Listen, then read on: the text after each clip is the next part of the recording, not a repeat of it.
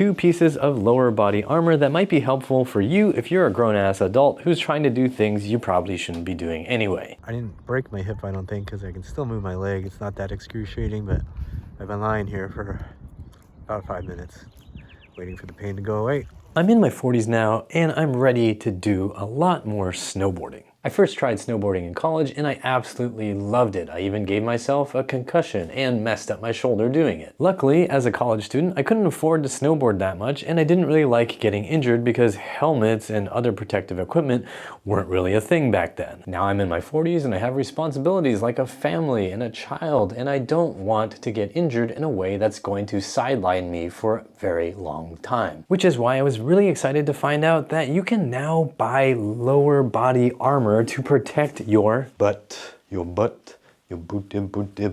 Because when you're a grown-ass adult and you're participating in a sport that's dominated mostly by aggro teenagers, it's a really good idea to protect yourself so that you can keep doing the things that you actually have to do. So before I got back on the slopes, I made sure that I had a helmet and some way to protect my tailbone so I wouldn't bruise it if I hit a patch of ice. And after that went well, I started thinking about getting a Onewheel, which is supposed to be like snowboarding on concrete, and that made me think I really also need to have some protection for my hips and lower body there too. So in this video, I'm going to talk about 2 pieces of lower body armor that might be helpful for you if you're a grown-ass adult who's trying to do things you probably shouldn't be doing anyway. But since you're a grown-ass adult, you get to do it because nobody else gets to tell you what to do. So today we're looking at the Tortoise Pads and the Troy Lee Designs Stage Ghost or Ghost Stage D3O base layer shorts. I'm going to introduce you to some of the quirks and features of these 2 pairs of shorts so you can decide which one might be a better fit for you. I bought both of these with my own money, so there are no mixed incentives where somebody's paying me to say good things about one or the other. I'm not even an affiliate of either of these companies, but maybe in the future if I become one, I'll drop a link in the description box, but it's probably not going to happen for a while. Until then, I'm just going to give you my honest opinion so you can understand how these might work for you in your stupid situation.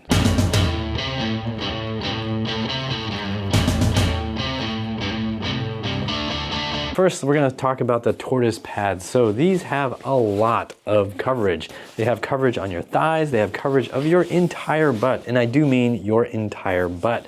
They have coverage of the side of your hips as well, and there is foam that is 5/8 of an inch thick in all of these places. It's not thinner anywhere, it's all of these places. The only part of you that is not protected is right here in your family jewels and your inner thigh, because I don't know how you would manage to hit yourself there. When you put the Tortoise Pads on a little hook scale here, you'll see that they are 0.86 pounds, which is really not that heavy. I have a 29-inch waist according to most brands of pants, and I ordered these in a size small and they fit me pretty well. I ordered them with a mesh spandex for maximum breathability. And when I was first thinking about buying these, I thought, you know what, let me just get full protection because I don't know if I'm gonna hit a patch of ice, or maybe I'm gonna go full on YOLO and try to do some jumps on my first couple days back snowboarding. From video reviews I had seen about the Tortoise Pads, they looked really thick, bulky, and protective, so I thought it'd be a good idea to get them.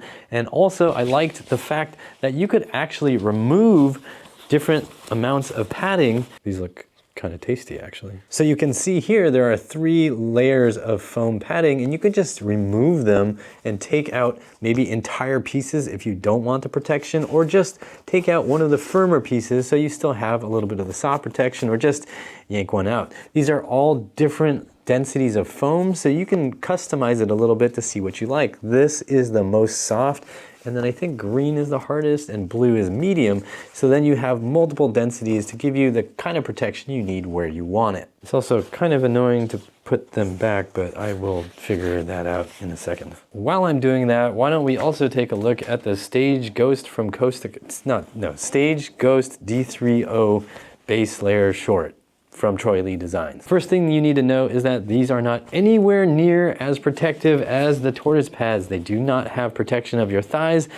This thing does not even protect your entire butt. It only protects your sacrum. Your sacrum is right here. This is what I'm talking about right here. There's also a little bit of padding on the sides so that if you fall on the side of your hip, it's not going to snap, break, or bruise. If you look carefully through the mesh, you can see the crazy D3O high-tech padding that hardens on impact and is still pretty lightweight with this interesting triangle design that they've made. This side hip padding does seem to be removable through a tiny little pocket here, which feels like might rip open if you really try, but I have never tried to remove that padding because I want that there. That's why I bought these shorts. And as for the weight, when we stick it on the scale, it's 0.73 pounds. So again, not very heavy. It's important to note that these shorts are not really designed to be a full protection plan.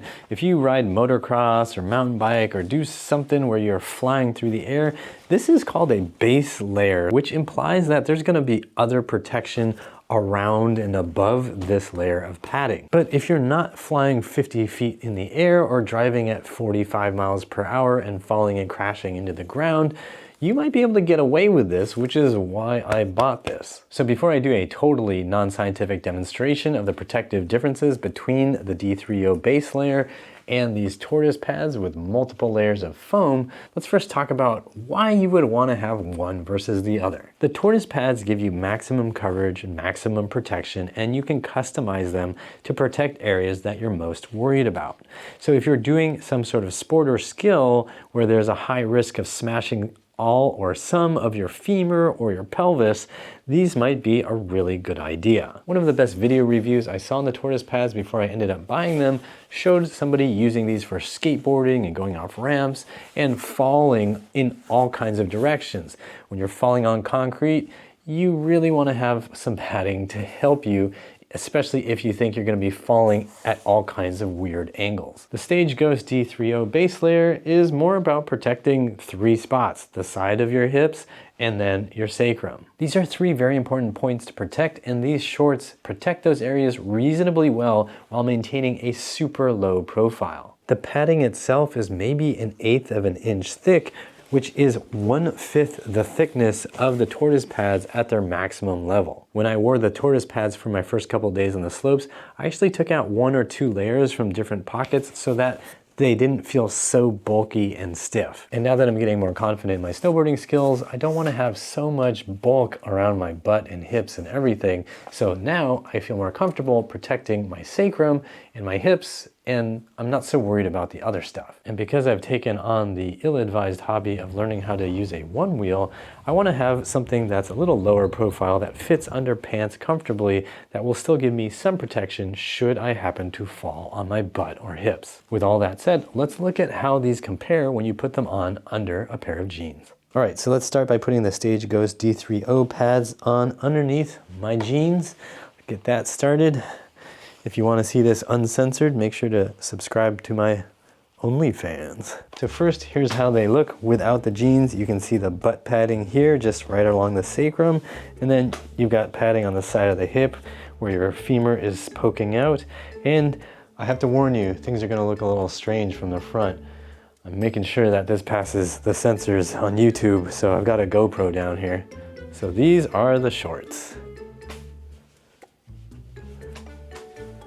Is that a GoPro in your shorts, or are you just happy to see me? And now let's see how they look underneath a pair of jeans. So like this, you can see they're very low profile. If I walk around like this, you really probably wouldn't be able to tell. You might think I've got a little extra junk in the trunk, but it's not that bulky. It's not really that noticeable, especially on the sides. That lays pretty flat. If anything, you might just think I have maybe wide hips. So as you can see, pretty low profile. I have protection on the sides of my hips and a tiny little bit going on my sacrum right here, but not all the way down to the tippy tip of my tailbone, but still pretty good, and it looks pretty normal. Does it make my butt look fat? Oh, and we also need to hit my hips into the door. Okay, so remember I have about 1/8 of an inch of padding on my hip here, so I'm just gonna do a little hip check. I can feel the wall. It doesn't hurt. Do I have rivets here? No, it's just that. So it's some padding, but I really wouldn't want to hit harder than that. My butt, the butt is actually really good. Like, I think I could hit that fairly hard. I'm gonna try that against this fire rated door here. All right, so here we go. So I'm actually hitting this quite hard. Unfortunately, I don't have a way to measure that force, but I was slamming into that fairly hard and it didn't really hurt. I'm actually surprised at how effective that padding was. It wasn't as effective for the hip because I think the hip is just really pointy right there. If you look at the hip here, the greater trochanter is just sticking out here.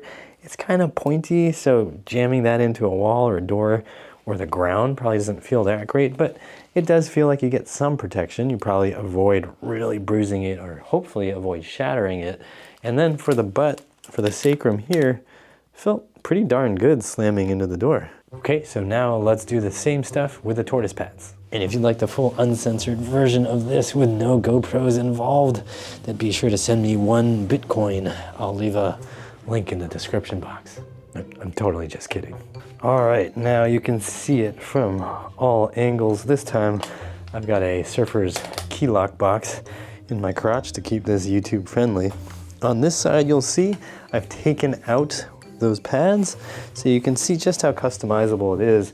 With full padding, we've got these bad boys right here. On this side, nothing. Take a good close look at the butt and see just how much padding is here. See how high it goes. It covers the entire butt cheek. When you stand up straight, this centerpiece comes up pretty high. It protects your entire sacrum and even a little bit higher. And then you have all these. So these big fat pads can feel a little too big and fat. Look from the side. Do these make my butt look big? The answer is yes. The Tortoise Pads make your butt look huge. Okay, so now let's put some jeans on over these pads. And I still have 1 set of thigh pads out. And you can see the difference. This side, no pad. This side, some pad. From where you are, I think you can probably still see that pad is visible. Tuck in my pockets here, and you can also just see how much bigger my hips look and how much bigger my butt looks. I think the butt padding is the most noticeable thing.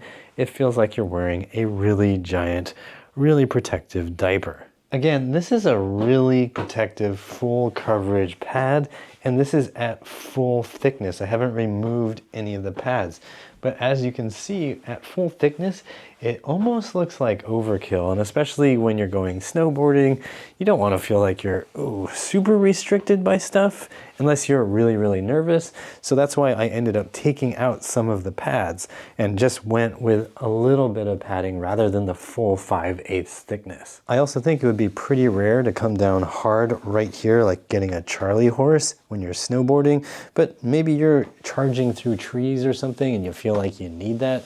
But if you feel like you need that, maybe you shouldn't be charging through trees. Also, because of the way you're strapped into a snowboard and the way you move, I think it's pretty unlikely you're gonna smash into the sides of your hips that hard. And if you're on decent snow, it's very unlikely that you need this much padding. But if you're gonna be practicing jumps or something, or you're just really conservative and wanna protect yourself, then maybe you wanna keep all the pads in. The nice thing here is you get to decide. You can pull some out or leave some in or whatever. And now it's time to slam my butt into this door. I already know I can go into the wall easy. Let's see how hard I can hit the door. All right, so here we go. I mean, I can basically break the door. Nah. I mean, not break the door, but I can smash that thing super duper hard. All right, so smashing the side of my hip into the door. Okay, that's way, way, way, way better than the base layer D3O stuff. I can still feel though that it's a sharp point in the hip, but I can definitely hit harder using these pads. Okay, I know these demonstrations were super unscientific, so if you have better ideas about how I can demonstrate the differences between these pads, then drop me a comment down below. So now that we've covered all that, we need to talk about price. Which one do you think is more expensive? If you guessed that the thicker, more protective, more coverage, more customizable Tortoise pads are more expensive, you are wrong. These are actually cheaper. These came out to about $100 even for me. shipped to my door in California. And since they're a California company that makes these in California, it was basically overnight, which is super cool. The Stage Ghost D3O base layers, however, were $160. They have less coverage, but they have the higher tech material in only specific places, and they are way more low profile. While I've been really happy with the Tortoise Pads and how much protection they provide, I don't like the diaper feeling that they also provide, so I don't want to wear them more than I actually need to. So now that I'm feeling more comfortable and confident, I'm using the lower profile pads that have less protection, but also don't make me feel like an overgrown baby who might have some poo riding up his butt. Honestly, they aren't that bad. When I was snowboarding, I really barely noticed them. I only really noticed them when I was walking around the hotel room preparing for the day of snowboarding. But once we were actually on the slopes, I didn't notice these at all. I just noticed that when I fell, because I hit patches of ice, my butt didn't hurt, my back didn't hurt, my hips didn't hurt, because I had these on. I've worn the Stage Ghost D3O pads while I've been riding my Onewheel because they're low profile and they're not going to draw a bunch of attention to my butt. Luckily, I haven't fallen while riding the Onewheel. So this is the view from where I am right now. I've been riding my Onewheel, and I just crashed pretty hard. I'm not sure if you can see my Onewheel somewhere. I was carving around again and then got wobbly and flew off. Fell into my left hip pretty hard, but luckily I'm wearing padding. So I didn't break my hip, I don't think, because I can still move my leg. It's not that excruciating, but I've been lying here for about 5 minutes waiting for the pain to go away. But yeah, good reminder to be wearing protective equipment because asphalt is not nearly as forgiving as snow.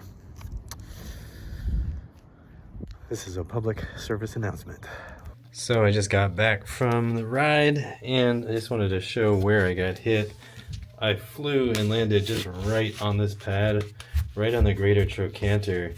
I can feel it's like kind of sore, maybe a little bit bruised right there, but luckily that whole area seems to be wrapped with D3O, so that gave me some cushion when I came down on that. So luckily I didn't break my hip, smash or shatter my greater trochanter, because that would have been a real bad outcome. The next time I go snowboarding, I'll be wearing these because I no longer feel I need as much protection as the Tortoise Pads give me. And also I feel pretty confident with the tailbone protection that these base layer shorts provide. Really, slamming into the door with just this thin layer of padding was pretty phenomenal. And a few days after the accident, here's the bruise. Look at that bad boy, not too huge, but it doesn't feel bad, and that's the most important thing. So of these two choices, which one makes the most sense for you? Drop me a comment down below. And if you want to see a video where I talk about some upper body armor for all your stupid endeavors, be sure to check this video out here. And until next time, remember to keep it simple.